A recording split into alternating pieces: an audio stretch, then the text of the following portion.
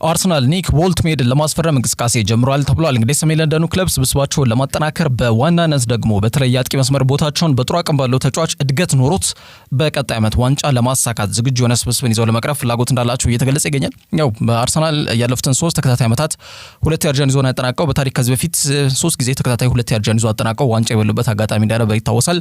በዚህ ዓመትስ ያ ይሆናል ይጠበቃል። ግን ሁሉም ቡድን ራሱን አጠናክሮ ነው የሚቀርበው።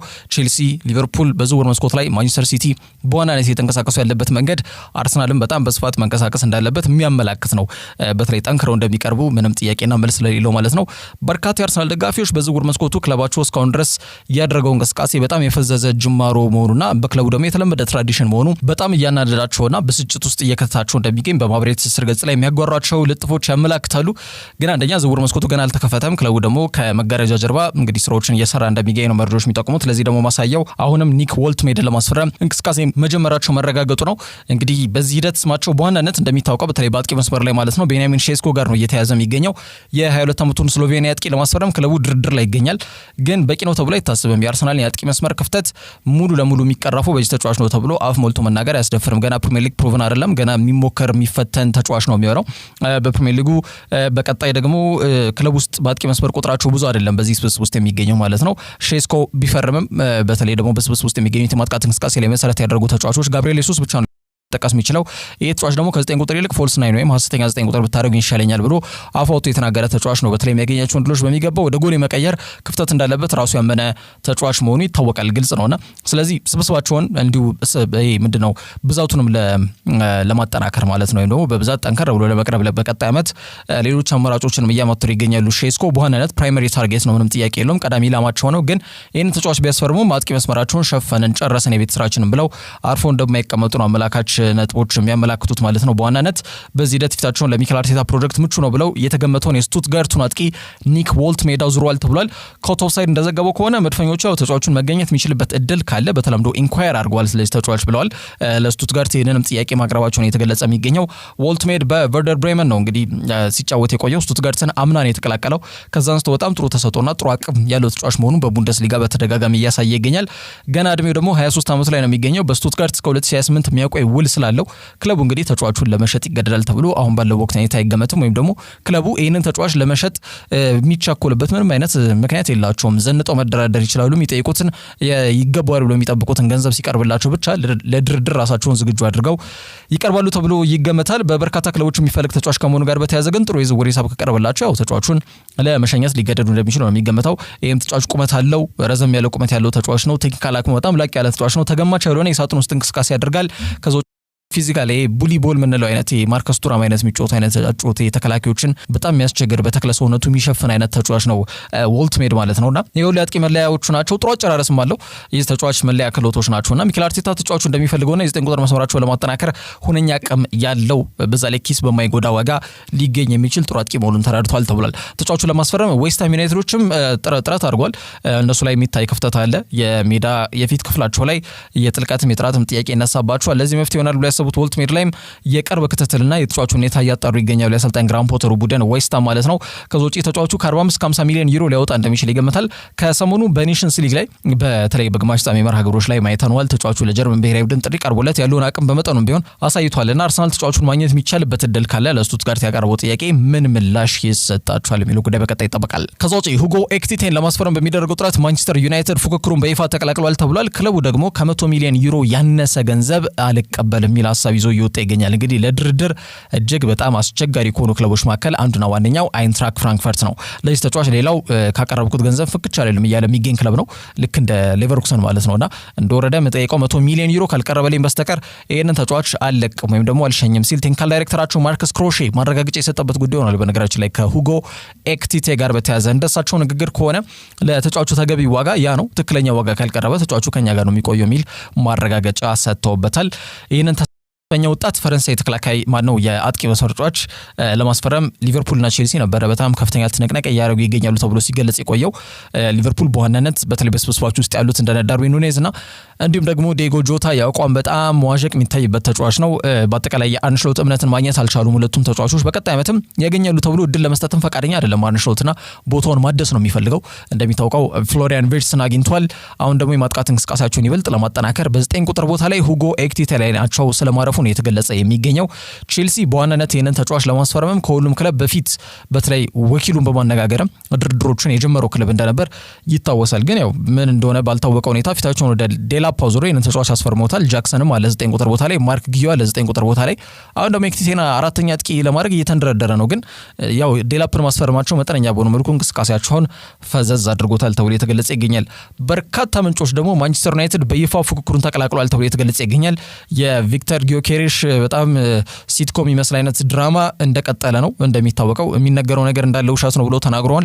ተጫዋቹ ትክክለኛው ሰዓት ሲደርስ ስለ ሁሉም ነገር እውነቱን አፈርጠዋለሁ ብሎ ራሱ ተጫዋቹ ተናግሯል። ይሄ ድራማን ቁጭ ብሎ የመታዘብ ፍላጎት የላቸው ማንቸስተር ዩናይትዶች ተጫዋቹ ማግኘት የማይቻልበት አጋጣሚ ካለ ወደ ኤክቲቴ ፊታቸውን አዙሯል ተብሎ የተገለጸ ይገኛል። ምክንያቱም በማቲያስ ኩኛና በብራያን ምቤሞ ሁለቱም አጥቂ አይደሉም። የቡድኑ የማጥቃት እንቅስቃሴ ደግሞ መጠናከር መቻል አለበት ተብሎ ከታመነ አጥቂ መፈረም መቻል አለበት። ሆይላንድ ብዙ እምነት የሚጣልበት ተጫዋች ተብሎ አይገመትም በቀጣይ ዓመት። ከዛ ጋር በተያያዘ ማንቸስተር ዩናይትድ ሁጎ ኤክቲኬን ለማስፈረም በይፋ ፉክክሩን ተቀላቅሏል ተብሎ የተገለጸ ይገኛል። በመጪው ክረምት የዝውውር መስኮት ትኩረትን ከሚስቡና መነጋገሪያ ከሚሆኑ ርዕሰ ጉዳዮች መካከል አንዱ የሁጎ ኤክቲኬ ነው። ኤክቲቴ እያልኩ ነበር፣ ይቅርታ ጠይቃለሁኝ። ሁጎ ኤክቲኬ ነው የሚባለው የተጫዋች። ይህንን ተጫዋች ለማስፈረም ከፍተኛ እንቅስቃሴ እያደረጉ የሚገኙ 3 የፕሪሚየር ሊግ ክለቦች በዋናነት እንዳሉ ማንሳት ይቻላል። 9 ቁጥር ጭራሽ አጥቂ እንግዲህ በገበያው ላይ እየጠፋ ነው እየተባለ በሚገኝበት በዚህ ሰዓት ላይ ከተገኙ በጣም ውስን ከሚባሉ የ9 ቁጥር በጣም ጥሩ አቅም ካላቸው የአጥቂ መስመር ተጫዋቾች ተርታ ስሙ ይሰለፋል። የተስፈኛ አጥቂ ኤክቲኬ ይሄ ፈረንሳይ ተጫዋች ከኦማር ማርሙሽ ከአሁን ማንቸስተር ሲቲ ቤት ከሚገኘው ይሄ አጥቂ መስመር ተጫዋች ጋር በፍራንክፈርት የፈጠሩት ጥምረት አስደናቂ እንደነበር እናስታውሳለን። ማርሙሽ 59 ሚሊዮን ፓውንድ ወጪ ተደርጎበት ነው ወደ ማንቸስተር ሲቲ ያመራው። ያን ተከትሎ ፍራንክፈርት አሁን ደግሞ ኤክቲኬን የመሸኘት ፍላጎት የላቸውም። ምክንያቱም የማጥቃት እንቅስቃሴያቸው በጣም ሊሳሳ እንደሚችል ስለሚገመት ማለት ነው። ግን የሚቀርብላቸው የዝውውር ሂሳብ 100 ከሆነ ብቻ ግን ራሳቸውን ለድርድር ዝግጁ ያደርጋሉ ተብሎ ይገመታል። ምክንያቱም ተጫዋቹ እስከ 2029 በዶቼ ባንክ ፓርክ የሚያቆይ ውል አለው። እንግዲህ የቀድሞ ፓሪስ ሴን ጀርሜን አጥቂ መስመር ተጫዋች ነው። ስለዚህ ክለቡ ይህንን ተጫዋች ለመሸኘት ምንም ያቻኩላቸው ነገር የለም ማለት ነው። እስከ 2029 ውሉ አለ።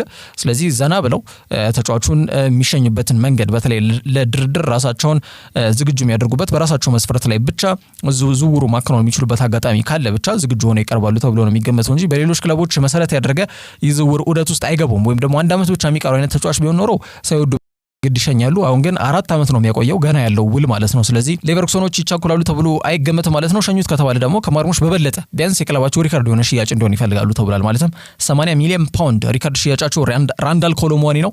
የተጫዋች አምና ወደ ፓሪስ ሴን ጀርሜን ሲያቀና ማለት ነው ከ2 ዓመት በፊት ይቀርታ ያኔ የሚወጣበት ሂሳብ 80 ነው። እርግጥ ነው ግን በዩሮ ነው የወጣበት 80 ሚሊዮን ዩሮ ነው የወጣው ለራንዳል ኮሎሙዋኒ ማለት ነው። አሁን ግን 80 ሚሊዮን ፓውንድ እንዲወጣ ነው የሚፈልጉት ለሁጎ ኤክቲኬ ማለት ነው። ይህንንም ኮት ኦፍ ሳይድ ማረጋገጫ ሰጥቶበታል። 22 ዓመቱ ላይ ነው የሚገኘው ተጫዋች።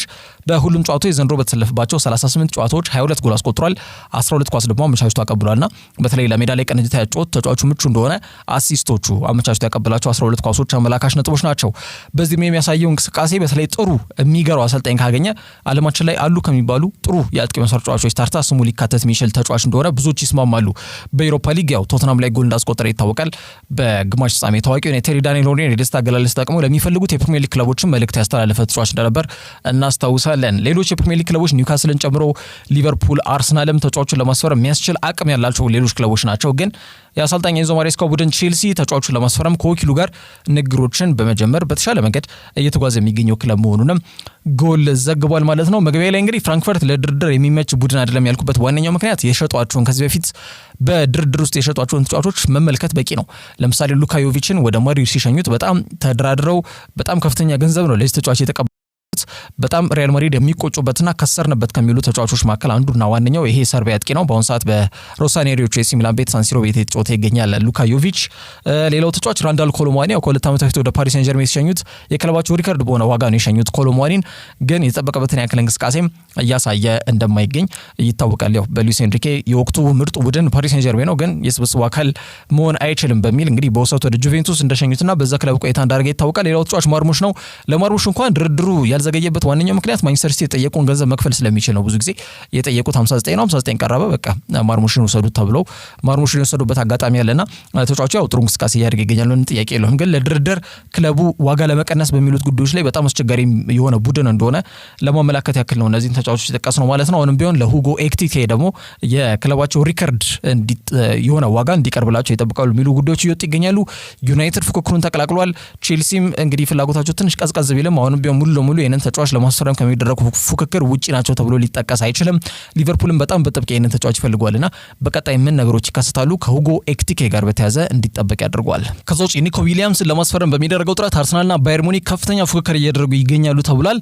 አርሰናል የዚህ ተጫዋች ሳምንታዊ ክፍያ በጣም የተጋነነ መሆኑን ተከትሎ በጣም በተጫዋቹ ዝውውር ጉዳይ ላይ ፈዟል ተብሎ እየተገለጸ ይገኛል። እንግዲህ ባየር ሙኒኮች ደግሞ ባለው ወቅት የተጫዋቹን ወኪል በዚህ በያዝነው ሰኔ ወር ላይ ብቻ 2 ጊዜ አግኝተውታል። የኒኮ ዊሊያምስን ወኪል ማለት ነው ሾርት ሊስታቸው ላይ ወይም ደግሞ በእጩነት ከያዟቸው የክንፍ ማጥቃት እንቅስቃሴ ላይ መሰረት ካደረጉት ተጫዋቾች ተርታ ስሙ ከፊት የሚጠቀሰው ኒኮ ዊሊያምስ ነው። ያው ከነ ራፋኤል ሊያው ከነ ብራድሊ ባርኮላ ጋር ስማቸው ይያዛል። ሙኒኮች ግን በዋናነት ቅድሚያ ግምት የሰጡት ለኒኮ ዊሊያምስ ነው። እንደሚታወቀው ሊሮይ ሳኔ ዝውውሩን አጠናቋል ወደ ጋላታሳራይ፣ ወደ በኋላ ብንመጣበት ይሆናል በመጠነኛ በሆነ መልኩ መረጃ እናጋራለን። ግን ሳኔ ያው ክለቡን ለቋል በተረጋገጠ ደረጃ። ኪንግስሌይ ኮማን ከ10 ዓመት ቆይታ በኋላ ክለቡ እንደሚለቅ በተረጋገጠ ደረጃ የተገለጸ ይገኛል። ሰርጅ ናብሪ ያው ፕራይሙ አልፏል። የናብሪ እንደሚታወቀው ለቡድኑ በአሁን ሰዓት በጣም አስፈላጊና ቋሚ ተጫዋች አይደለም። ስለዚህ በስብስባቸው ውስጥ ያሉት ጀማል ሙሲያላና እንዲሁም ደግሞ ዋናው ተጫዋች አምና ያስፈርሙት ማይክል ኦሊሴ ነው። አሁን የማጥቃት እንቅስቃሴያቸውን ማጠናከር መቻል እንዳለባቸው ያመኑት ባየር ሙኒኮች ሙሉ ለሙሉ ፊታቸውን ወደ ኒኮ ዊሊያምስ አዙረዋል። ለዚህ ማሳያ ሊሆነው የሚችለው ጉዳይ የተጫዋቹን ካምፕ ወይም ደግሞ የተጫዋቹን የሚመለከታቸው ሪፕሬዘንታቲቭ የሚመለከታቸው ወኪሎች 2 ጊዜ አግኝተዋቸዋል ከተጫዋቹ ወቅታዊ ሁኔታ ጋር በተያያዘ ማለት ነው። አርሰናል ይህንን ተጫዋች ከአምና አንስቶ ለማስፈረም ሲፈልግ ነበር፣ ከአውሮፓ ዋንጫ አንስቶ ማለት ነው። ባሳለፍነው ክረምት እንግዲህ 1 ዓመት ሊጠጋ ነው የአውሮፓ ዋንጫ በስፔን አሸናፊነት የተጠናቀቀው። በዚህ መድረክ ላይ ተጫዋቹ የነበረውና ሲያሳይ የነበረውን እንቅስቃሴ ከገምቱ በከተተ መልኩ ሚኬል አርቴታ በዋናነት ይህንን ተጫዋች ለማስፈረም ሲጥር መቆየቱ አይዘነጋም። አሁን ግን ባየር ሙኒክ ፉክክሩን ተቀላቅሏል። ይበልጥም ከአርሰናል በተሻለ መልኩ ይህንን ተጫዋች ለማስፈረም በሚደረገው ድርድር ላይ ከፊት እየተጓዙ እንደሚገኙ ቢልድ አስነብቧል። 58 ሚሊዮን ዩሮ ማይከፍላል ይህንን ገንዘብ ይጠበቃል። ምክንያቱም ሪሊስ ክሎዝ ነው፣ የውል ማፍረሻ ነው። የገንዘብ እስካልቀረበ ድረስ አትሌቲኮ ቢልቦ በፍጹም ይህንን ተጫዋች ይለቁታል ተብሎ አይገመትም። ተጫዋቹ በብሔራዊ ቡድን በ1v1 አንድ ለአንድ በጣም አቅም ያለው ተጫዋቾች መካከል በአሁኑ ሰዓት በዓለማችን ላይ እንጥራ ካልን 5 ተጫዋች ብንጠራ ኒኮ ዊሊያምስ አንዱ ነው። በተለይ ደግሞ በግራ ኮሪደር ላይ ማለት ነው። አርሰናል በዋናነት የጋብሪኤል ማርቲኔሊና የሊያንድሮ ትሮሳርድ መስመርን ማጠናከር ይፈልጋሉ ተብሏል። ቀደም ብዬ መግቢያ ላይ እንዳነሳሁት የማጥቃት እንቅስቃሴያቸውን ያጠናክራሉ ሲባል የ9 ቁጥር ቦታ ላይ የሚገኝ ተጫዋች ብቻም አይደለም። በተለይ ደግሞ ማርቲን ኦዴጋርድ አጥቂ ይፈልጋል። ስለዚህ አጥቂ ግድ አርሰናል ያስፈርማል ተብሎ ነው የሚገመተው። ይህ በእንዲህ እንዳለ ግን በግራ መስመር ላይ የሚነሱትን እንቅስቃሴዎች በጣም በተለይ ይሄ ተለዋጭ ወጣ ገባ እንቅስቃሴ ነው ሁለቱም ተጫዋቾች የሚያሳዩት። ይሄ በቂ የሚባል አይደለም ወይም ደግሞ ወጥነት ባለው መልኩ ተአማኒነት ሊጣል የሚችልበት ጨዋታ ወጥነት ያለው ሜዳ ላይ እንቅስቃሴ የሚያሳዩ ተጫዋቾች አይደሉም። ማርቲኔሊም ትሮሳርድ የሚያንን ለማጠናከር ኒኮ ዊሊያምስ ለአርሰናል ፍላጎት አላቸው። ግን የተጫዋቹ ሳምንታዊ ክፍያ አስደንግጧቸዋል። ከዛ ጋር በተያያዘ ነው ተጫዋቹን ለማስፈረም የሚደረገው እንቅስቃሴ ላይ ፈዞ የቀሩት ተብሎ የተገለጸ ይገኛል። ሙኒክ ከፍተኛ በሆነ መልኩ የተጫዋቹን ሳላሪ ሪኩዌስት ወይም ደግሞ ሳምንታዊ ክፍያ የሚቀንስበት መንገድ ካለም በድርድር ላይ ናቸው። አሁን ባለው ወቅት ሁኔታ ግን የተሻለው ቡድን በተለይ ከአርሰናል ይልቅ ባየር ሙኒክ ተጫዋቹን ለማስፈረም በጥሩ መንገድ እየተጓዘ እንደሚገኝ ነው መረጃዎች በስፋት እየጠቆሙ የሚገኙት ማለት ነው። ይህ በእንዲህ እንዳለ አትሌቲኮ ቢልባኦ ምናልባት የዝውውር ማይከናወን ከሆነ ለተጫዋቹ አዲስ ውል እንግዲህ አዘጋጅተው ምናልባት ፊርሞ እንዲያስቀምጥላቸው በትዕግስት እየተጠባበቁ ይገኛሉ ተብሏል። ኒኮ ዊሊያምስ መዳረሻው የት ይሆናል? ክለቡን እስከለቀቀ ወዴት ያቀናል? ይጠበቃል በዚህ ክረምት። ከዛ ውጪ ሉካ ሞድሪች ወደ ኤሲ ሚላን የሚያደርገውን ዝውውር ከክለቦች የዓለም ዋንጫ በኋላ እንደሚያከናውንና የጤና ምርመራውንም ቡክ እንዳደረገ ወይም ደግሞ የሚያደርግበትንም ቀነ ቀጠሮ እንግዲህ እንደያዘ እየተገለጸ ይገኛል። የውድድር ዘመኑ ሲጠናቀቅ ኮንትራቱ ይጠናቀቃል። አንጋፋው ክሮኤሺያዊ አማካይ መስመር ተጫዋች ሉካ ሞድሪች ከማድሪድ ጋር እንደሚለያይ ማሳወቅ አይዘነጋም። አዲሱ አሰልጣኝ ዣቪ አሎንሶ ሞድሪችን ለ1 ዓመት እንኳን በክለቡ ማቆየት ፈልጎ ነበር። ለአዴሲማ 2010 እንግዲህ ሪያል ማድሪድ በካርሎ አንቸሎቲ ስር ማለት ነው የአውሮፓ ሻምፒዮንስ ሊግ ለ10ኛ ጊዜ ሲያሳኩ አብሮ ሜዳ ላይ ከተጫወቱ ተጫዋቾች መካከል አንዱ ሞድሪች ነው። ሞድሪችና አሎንሶ ያን አንድ ላይ በአማካይ መስመር ላይ ተጫውተው ወደ ነበር የሚታወቅ ጉዳይ ነው። ከዛ ነው እንግዲህ አሎንሶ ወደ ባየር ሙኒክ ያቀናው ማለት ነውና ሞድሪችን ለ1 ዓመት ማቆየት ፈልጎ ነበር። ልምዱ አሁንም ቢሆን ለክለቡ ይጠቅማል በሚል እሳቤ ማለት ነው። ሞድሪች ግን ከውሳኔ ላይ ደርሷልና ከክለቡ ጋር መቀጠል እንደማይችል ማሳወቁን ተከትሎ በክብርም የተሸኘ ተጫዋች ነው። ሊትል ሞዛርት ሞድሪች በ39 ዓመቱ እንደ ወይን በጣም እያደረ ሜዳ ላይ የሚጣፍጥ ክህሎት ያለው ተጫዋች የአቅም ካልሆነ በስተቀር የክህሎት መዳከም ሳይኖርበት ነው ሪያል ማድሪድ የሚለቀው። ለዚህ ደግሞ ዘንድሮ ተሰልፎ የተጫወተባቸው 55 ጨዋታዎች አመላካች ነጥቦች ክለቦች ናቸው። 4 ጎል አስቆጥሮ 9 ኳስ አመቻችቶ አቀብሏል። በ39 ዓመቱ ምንም መድከም የሚባል ነገር አልታየበትም ተጫዋቹ። በማድሪድ 6 የሻምፒየንስ ሊግ ክብሮችን ማሳካት ከቻሉ ውስን ተጫዋቾች ተርታ ስሙ ይጠቀሳል። ካሴሚሮና ቶኒ ክሮስ ጋር ደግሞ የፈጠሩት የሶስትዮሽ ጥምረት በእግር ኳስ ከታዩ እጅግ በጣም አስደናቂ አማካይ መስመር ጥምረቶች መካከል አንዱ እንደሆነ መላው የእግር ኳስ ቤተሰብ የሚስማማበት ነው። 13 ዓመት በዚህ ክለብ አሳልፈዋል። በነጩ ማሊያ 28 ዋንጫ ክብሮችን አሳክቷል ከማድሪድ ጋር። በግሉ ደግሞ በፕሬስቲጂየስ አዋርድ የሚባለውን የባላንዶር የወርቅ ኳስ ክብርን በተለይ ሊዮኔል ሜሲና ሮናልዶ ለ13 ዓመት የነገሱበት ይህንን የወርቅ ኳስ የባላንዶር ክብርን በ2019 ሰብሮ በመግባት በእግር ኳስ ከታዩ ምን ያክል በጣም አስደናቂ አቅም ካላቸው ተጫዋቾች ተርታ ስሙ ይሰልፋል። በባላንዶርም በጣም ውስን ተጫዋቾች ናቸው በአማካይ መስመር ላይ ይህንን የዋንጫ ክብር ማሳካት ይችላሉት ማለት ነው። አንዱ ሞድሪች ነው። የመጀመሪያው ክሮኤሽያ ተጫዋችም የሆነበት አጋጣሚ እንደነበር ይታወሳል። በክለቡ የ122 ዓመት የሪያል ማድሪድ ታሪክ ውስጥ በዋንጫ እጅጉን ከተሽቆጠቆጠ ጊዜን ካሳለፉ ተጫዋቾች መካከል አንዱና ዋነኛው ሉካ ሞድሪች ነው። 28 ዋንጫ ክብሮችን ስላሳካ ማለት ነው። ከሜጀር ሊግ ሶከር ከሳውዲ ፕሮ ሊግ ስሙ ሲያዝ ነበር። አሁን ግን ሮሳኔሪዎቹን ኤሲ ሚላንን በይፋ ይቀላቀላል። ያ ደግሞ የክለቦች ዓለም ዋንጫ የፊታችን እሁድ ይጀምራል። አሸናፊውን ብቻ $97 ሚሊዮን ነው የሚያሸልበው። 1.25 ቢሊዮን በቢሊዮን የሚቆጠር የገንዘብ ሽልማት በጀት ነው የበጀተው ፊፋ ለ32ቱም ቡድኖች ይህንን ገንዘብ እንደ የእርከናቸው ማለትም ከምድብ የተሰናበተ የተወሰነ ገንዘብ ነው የሚያገኘው። ከምድብ ሲያልፉ ደግሞ ጥሎ ማለፍ ሲገቡ ሩብ ፍጻሜ፣ ግማሽ ፍጻሜ ያለ ከፍተኛ ገንዘብ የሚያገኙበትን የሽልማት መድረክ ይዞ ብቅ ብሏል ማለት ነው። በዚህ ሂደት ላይ በተለይ ለሪያል ማድሪድ ይህንን ምናልባት በዚህ ዓመት በአሰልጣኝ ዣቪ አሎንሶ ስር ማለት ነው 5 ጊዜ በነገራችን ላይ ክለቦች ዓለም ዋንጫን ያሳካ ቡድን ነው ሪያል ማድሪድ። ለ6ኛ ጊዜ ነው የሚንደረደረው። ይህ በእንዲህ እንዳለ ደግሞ ይህንን ዓመት ምንም ዋንጫ አላሳኩም። ስለዚህ ዋንጫ የሚባል ነገር በመጀመሪያ ዓመቱ እንግዲህ በያዘው ቡድኑን በያዘ በአጭር ጊዜ ዋንጫ አሳካ የሚለውን ነገር ለማሳካት ጥረት ያደርጋል ዣቪ አሎንሶ። በዛ ሂደት ላይ እንግዲህ ለትንሽ ጊዜም ቢሆን ሉካ ሞድሪች በአሰልጣኝ ዣቪ እየተመራ እንመለከትበት እድል ይኖራል ተብሎ ይገመታል። በቀጣይ ሳምንት ሮብ ከአልአህሊ ጋር ነው እንግዲህ ጨዋታቸውን የሚያደርጉት ማለት ነው። የመጀመሪያ መርሃ ግብራቸውን ያደርጋሉ። በዛ ሂደት ላይ ማነው ሞድሪች ይሰለፋልም ተብሎ ይገመታል። ትልቅ ሚናም በዚህ ውድድር መድረክ ላይ ይኖረዋል ተብሎ ይገመታል። ይህ በእንዲህ እንዳለ ማክሲሚሊያኖ አሌግሪ ሞድሪች አሁንም በትልቁ መድረክ ላይ ጥሩ አገልግሎት መስጠት የሚችል አቅም አለው ብለው ተናግረውለታል። እንደሚታወቀው የጤና ምርመራውን የሚያከናውንበትን ቀን ቆርጧል። ሞድሪች ካለው ልምድ አንጻር የሚላንን የአማካይ መስመር በጥሩ መልኩ ያጠናክራል ተብሎ ይገመታል። እንደሚታወቀው ናፖሊዎች ኬቪን ዲብሮይናን ዝውውር ይፋ አድርገውታል። ኦሬንዲ ሎሬንቲስ እና ዲብሮይና እጅ የተጫወቱ ክለቡም ይፋ ያደረገው ጉዳይ ነው። ስለዚህ ሁለቱ አስደናቂ አማካይ መስመር ተጫዋቾች በሴሪያው ይገናኛሉ ማለት ነውና የጣሊያን ሴሪያ የቀጣይ ዓመት ድምቀት እንደሚሆኑም ይገመታል። ከዛ ውጪ ቀደም መግቢያ ላይ ያነሳው የሊሮይ ሳኔ ጉዳይ ነው። የተጫዋች በይፋ ወደ ጋላታሳራይ የሚያደርገውን ዝውውር አጠናቋል። እንግዲህ ወደ አርሰናል አቀና ሲባል የነበረ ተጫዋች ነው ሊሮይ ሳኔ። አርሰናል እንኳን ቢታው ቶተናም ሲፈልገው ነበር እንደሚታወቀውና ወደ ፕሪሚየር ሊግ ሊመለስ የሚችልበት እድል ሰፊ ነው ተብሎ ሲገለጽ መቆየቱ አይዘነጋም። ተጫዋቹ ግን በይፋ ጋላታሳራይን ተቀላቅሏል ማለት ነው። ትላንትናም በተለይ በኢስታንቡል ኤርፖርት ሲደርስ የጋላታሳራይ ደጋፊዎች በኤርፖርት ተገኝተው እንግዲህ ተቀብለውታል። እንደሚታወቀው ቱርክ ያው በእግር ኳስ በጣም የሚወደድባት ሀገር እንደሆነች ትታወቃለችና በርካታ ጊዜ ቁልፍ የሚባሉ ተጫዋቾች በአጠቃላይ ዝውውራቸውን በሚያከናውኑበት ሰዓት ላይ ኤርፖርት በመገኘት ነው የሚቀበሏቸውና ለሊሮይ ሳኔም ትላንትና በነቂስ ወጥተው እንግዲህ የጋላታሳራይ ደጋፊዎች ለሊሮይ ሳኔ አቀባበል አድርገውለታል ማለት ነው። ይህ ተጫዋች በነፃ ዝውውር ነው እንግዲህ ወደ ጋላታሳራይ የሚያቀናው። እንደሚታወቀው በያዝነው ወር መጨረሻ ውሉ ይጠናቀቃል። ኮንትራት አቅርበውለት ነበረ ባየር ሙኒኮች፣ ግን የቀረበለት ኮንትራት በሁለት ምክንያቶች ወይ አንድ ከኮንትራት ተርም ጋር በተያዘ ወይም የቆይታ ጊዜ ወይ እነሱ የአንድ ዓመት ውል ነው የሰጡት፣ እሱ ደግሞ 2 ዓመት ወይም ከዛ በላይ መቆየት ፈልጎ ሊሆን ይችላል። ወይ ደግሞ ሁለተኛው ጉዳይ ነው ሳምንት የክፍያውን ቀንሰውበት ወይም ደግሞ አሁን በሚከፈለው ውል የቀረበለት ኮንትራት ነበር። እሱ ደግሞ ወይ ደግሞ ደሞዙ ከፍ እንዲል ይፈልጋል ወይ ደግሞ አሁን የሚያገኘው ደሞዝ እንዲቀጥል ፈልጓል ወይ ተቀንሶበታል ማለት ነው። ከሁለት አንዱ በሆነ ምክንያት መጣጣም አልቻሉም ክለቡም እንዲሁም ደግሞ ተጫዋቹ ማለት ነውና በዛ ምክንያት በይፋ ከሙኒክን ለመልቀቅ የወሰነበት አጋጣሚ እንዳለ ማንሳት ይቻላል። ሊሮይ ከ5 ዓመት በፊት ነው ሙኒክን የተቀላቀለው። በ2020 7 የዋንጫ ክብሮችን አሳክቷል። ከዛ በፊት በማንቸስተር ሲቲ ቆይታ በ135 ጨዋታ 39 ጎል ለውሃያ ሰማያዊዎቹ ያስቆጠረ ተጫዋች እንደነበር የሚታወቅ ጉዳይ ነው። ወደ ሙኒክ ካቀና በኋላ ደግሞ በሙኒክ በቆየባቸው 5 ዓመታት በተሰለፈባቸው 220 ጨዋታዎች 61 ግቦችን ከመረብ ያሳረፈ ተጫዋች ነው። በቀጣይ እንግዲህ በነ ባሪስ ይልማዝ እንዲሁም ከሌሎች ተጫዋቾች ጋር በነ ሉካስ ቶሬራን ጨምሮ ማለት ነው በዳቪንሰን ሳንቼዝ ሌሎች በርካታ ቁልፍ የሚባሉ የጋላታሳራይ ተጫዋቾች ጋር አብሮ በቱርክ ሱፐር ሊግ ላይ የምንመለከተው ይሆናል ማለት ነው። ከዛ ውጪ ትሬንት አሌክሳንደር አርኖልድ የማድሪድ ተጫዋች ሆኖ በይፋ በትላንትናው ዕለት ተዋውቋል። የማድሪድ ተጫዋች ሆኖ ይፋ በተደረገበት በተለይ ቫልዴቤባስ ትሬኒንግ ሴንተር ላይ በመገኘት ይፋ በተደረገው ፕሮግራም ላይ ማንም ባልጠበቀው መልኩ ጥርት ያለ ስፔንኛ በማውራት ብዙዎችን አስገርሟል። ትሬንት ተወልዶ ያደገው ሊቨርፑል ከተማ ላይ ነውና አንድም የእንግሊዝኛ ቃል ካፉ ሳይወጣ በስፔንኛ ነው ንግግሩን ያደረገው። ያ ብዙዎችን ብዙዎች ላይ እንግዲህ ግርምትን የፈጠረ ጉዳይ ሆኗል ማለት ነው። ሊቨርፑል ልለቅ የቻልኩት ሪያል ማድሪድ የሚባል ክለብ ስለመጣ ነው። ይህንን ታላቅ ክለብ የመቀላቀል ዕድል ሁሌ የሚመጣ አይደለም። ለዚህም ፕሬዚዳንቱ ፕሬዚዳንቱ ፍሎሬንቲኖ ፔሬዝ ማመስገን ፈልጋለሁ የክለቡ ስኬት ላይ እንግዲህ ራሴን ሚናና አሻራ ለመወጣት ዝግጁ ነኝ ሲል ተናግሯል ማለት ነው። አርኖልድ 2 ጊዜ ሻምፒየንስ ሊግ የፍጻሜ ጨዋታ ላይ ደርሶ 3 ጊዜ ነው የደረሰው በእግር ኳስ ህይወቱ። 1 ጊዜ አሳክቷል፣ 2 ጊዜ ደግሞ ሽንፈት አጋጥሞታል። ሁለቱም በሪያል ማድሪድ እንደነበር የሚታወቅ ጉዳይ ነው።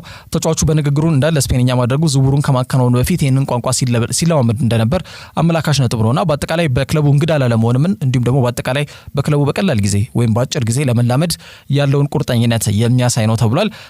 ማድሪድ እንግዲህ ማርሴሎ ይለብሰው የነበረውን 12 ቁጥር የሚለብስ ይሆናል። በነጩ ማሊያ ደግሞ የመጀመሪያ ጨዋታውን በቀጣይ ሳምንት ሮብ ከአልሂላል ጋር በክለቦች ዓለም ዋንጫ ላይ ሊያከናውን እንደሚችል ይገመታል። ከዛ ውጪ የቪክተር ጊዮኬሬሽ ጉዳይ በጣም ቀደም ብዬ እንዳነሳሁት እንግዲህ ድራማው እንደቀጠለ ይገኛል። አሁን ባለው ወቅታዊ ሁኔታ ተጫዋቹ በባዮ ላይ የስፖርቲንግ ሊዝበን ተጫዋች መሆኑን አጥፍቶታል። ይሄ ሌላው መነጋገሪያ ርዕሰ ጉዳይ ነበር፣ የሚታወቅ ጉዳይ ነው። ከዛ ውጪ ደግሞ ትላንትና በስፋት እንዳነሳ ነው ከጊዮኬሬሽ ጋር በተያያዘ የክለቡ ፕሬዚዳንት ምንም እየተወራ የሚገኘው ነገር ውሸት ነው። ከጊዮኬሬሽ ጋር በተያያዘ እኛ በዚህ ሂሳብ ተጫዋቹን ለቋለን ብለን ለማንም ቃል አልገባን ብሎ ተናግሮ እንደነበር ይታወቃል። ሐሲን ሴቲንካ የተባለው ይሄ ወኪሉ ደግሞ በተለይ ከተጫዋቹ ጋር በተያያዘ ያለው ክፍተት እሱ ጋር ነው የሚል ሀሳቦች ሲሰነዘሩ መቆየታቸው አይዘነጋም። ጊዮኬሬሽ እንደሚናገረው ከሆነ ጀንትልማን አግሪመንት አለን ወይም ደግሞ ቃል ተገብቶልኛል በዚህ ክለብ በተለይ በ65ም በ60 ሚሊዮን ዩሮም ከክለቡ እንደሚለያይ ተነግሮኝ ነበረ። አሁን ግን እነሱ እየጠየቁት የሚገኘው ገንዘብ በጣም ከፍተኛ ነው።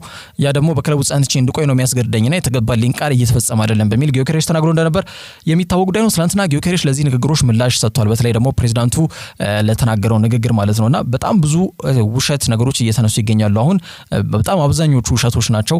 ትክክለኛውን እውነት እንግዲህ በትክክለኛው ሰዓት ላይ እናገራለሁ ሰዓቱ ሲደርስ ሲል ተጫዋቹ ተናግሯል ማለት ነው። 65 ሚሊዮን ዩሮ አርሰናልም አቅርቧል። በነገራችን ላይ ከቀድሞ የቴክኒካል ዳይሬክተሩ ሁጎ ቬና ጋርም የተያያዘ ጉዳዮች እንዳሉ ነው እየተገለጸ የሚገኘው። ሁጎ ቬና ይሄ ገንዘብ ከቀረበ ተጫዋቹን ለመሸኘት ፈቃደኛ ነበር። ግን ያው ስፖርቲንግ ሊዝበን የቴክኒካል ዳይሬክተሩ ሁጎ ቬና በአሁኑ ሰዓት በማንቸስተር ሲቲ የቴክኒካል ዳይሬክተርነት ቦታ ላይ በመሰየም የቼኪ ቤግሪስቴን ቦታን አልጎራሽ በመሆን ተረክቧል። እንግዲህ እነዚህን 4 ተጫዋቾች ሲያስፈርሙም ተጫዋቹ ማነው ግለሰቡን አይተነዋል አይደል? በክለቦች ዓለም ዋንጫ ላይ ራያን አይት ኑሪን፣ ሪያን ቼርኪን እንዲሁም ደግሞ እንደነ ቲጃኒ ሬንደርስ አይነት ተጫዋቾችን ሲያስፈርሙ ከጀርባ የነበረው ዋናው ሰው ሁጎ ቬና ነው። ስራ በይፋ ጀምሯል ማንቸስተር ሲቲ ቤት የሚለውን ለማመላከት ያለውና በአጠቃላይ አሁን ባለው ወቅት ሁኔታ 80 ሚሊዮን ዩሮ ነው ለቪክተር ጊዮኬሬሽ አነሰ ከተባለ እየተጠየቀ የሚገኘውና አርሰናል 65 እንደወረደ አቅርቧል። ማለትም 55 በጥሬ የሚቀርብ 10 ደግሞ እየታየ በሚጨመር ሂሳብ ማለት ነው። ያንን ጥያቄ ከአንዳንድ ስፖርቲንግ ሊዝበኖች ውድቅ አድርገውታል። ማንቸስተር ዩናይትድም ይህንን ተጫዋች ለማስፈረም ከፍተኛ ፍላጎትና ጥረት እያደረጉ ይገኛሉ ተብሎ የተገለጸ ይገኛልና ቪክተር ጊዮኬሬሽ ጋር ያሉት እንቆቅልሽ ድራማዎች እኔ እንኳን አሁን ያነሳሁት ነገር በጣም ውስብስብ እንደሆነ ግልጽ ነው። ትክክለኛውን ሰዓት በትክክለኛው ቦታና ጊዜ እውነቱን እናገራለሁ ሲል ቪክተር ጊዮኬሬሽ ተናግሯል። ግን ያው በክለቡ ደስተኛ እንዳልሆነና ከፍተኛ ሰጣ ገባዎች እንዳሉ ግን አመላካሽ ነጥቦች ናቸው። ወኪሉ፣ ተጫዋቹ፣ የክለቡ ፕሬዚዳንት ይህ ሁሉ እንቆቅልሽ የተወሳሰበ የሚመስለው የቪክተር ጊዮኬሬሽ ዝውውር ዑደት እንቆቅልሹ መች ይፈታል? ክለቡስ ተጫዋቹን ይለቀዋል ወይ? ተጫዋቹስ ወዴት ያምራል የሚለው ጉዳይ እጅጉን ይጠበቃል። መዳረሻው ግን ወይ ኦልድ ትራፎርድ ወይ ኤምሬትስ እንደሚሆን መናገር ይቻላል። ለዛሬ ስፖርታዊ መረጃዎች እነዚህን ይመስላሉ። በያላችሁበት ጥሩ ጊዜ ነው።